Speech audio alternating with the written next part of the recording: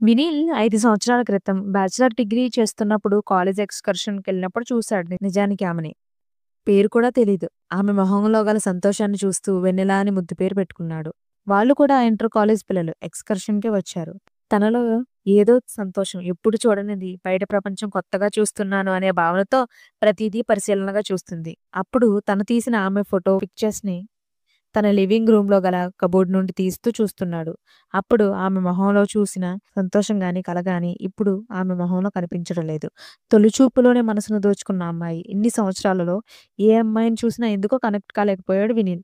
మళ్ళీ తనే కనిపిస్తుందనే ఆశతోనే ప్రెజెంట్ బెంగుళూరులోని బెస్ట్ ఫ్యాషన్ డిజైనర్ అండ్ ఫోటోగ్రాఫర్‌గా గుర్తింపున్న 1 మంత్ నుంచి రకరకాల ప్లేసెస్‌లో తన ఎక్స్‌కర్షన్‌కి వెళ్ళిన ప్లేసెస్ అన్నింటి చుట్టూ, అన్ని చుట్టుపక్కల అన్ని గ్రామాలను తిరుగుతూ ఆమె కోసం వెతుకుతున్నాడు.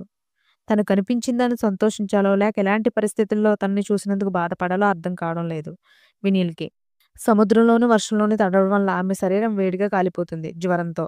తడిగుడ్డతో తుడుస్తూ, మెడిసిన్ ఇస్తూ చాలా జాగ్రత్తగా చూసుకుంటున్నాడు. అలా ఒకరోజు గడిచిపోయింది.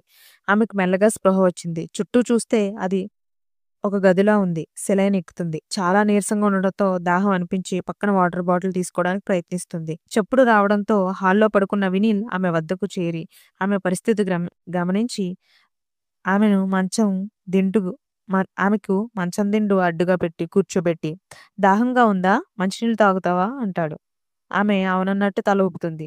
ఒక చిన్న నవ్వు నవ్వి ఆమె పక్కనే కూర్చొని తాగిస్తాడు. ఆమెతో, "నీకు చాలా నీరసంగా ఉంది కదా! ఆగు నీకు బ్రేక్‌ఫాస్ట్ రెడీ చేస్తాను" అని టిఫిన్ తెచ్చి, తినిపించి టాబ్లెట్స్ ఇస్తాడు. ఆమె మనసులో చాలా ప్రశ్నలున్నాయి. అతనెవరు? నేనిక్కడెందుకు ఎలా వచ్చాను?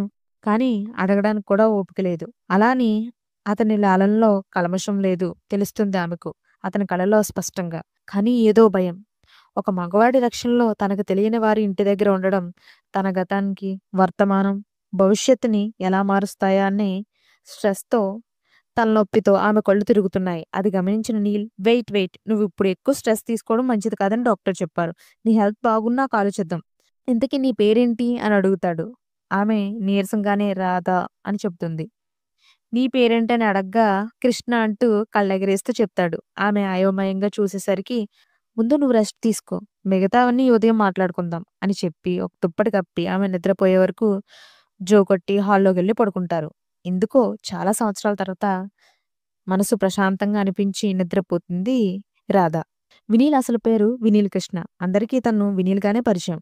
కృష్ణ అనే పేరు కూడా అతనికి సర్టిఫికేట్స్‌లో తప్ప ఎవరి మైండ్‌లో కూడా రిజిస్టర్ అవ్వలేదు. అతని ఫ్యామిలీ మెంబర్స్, ఫ్రెండ్స్, సన్నిహితులు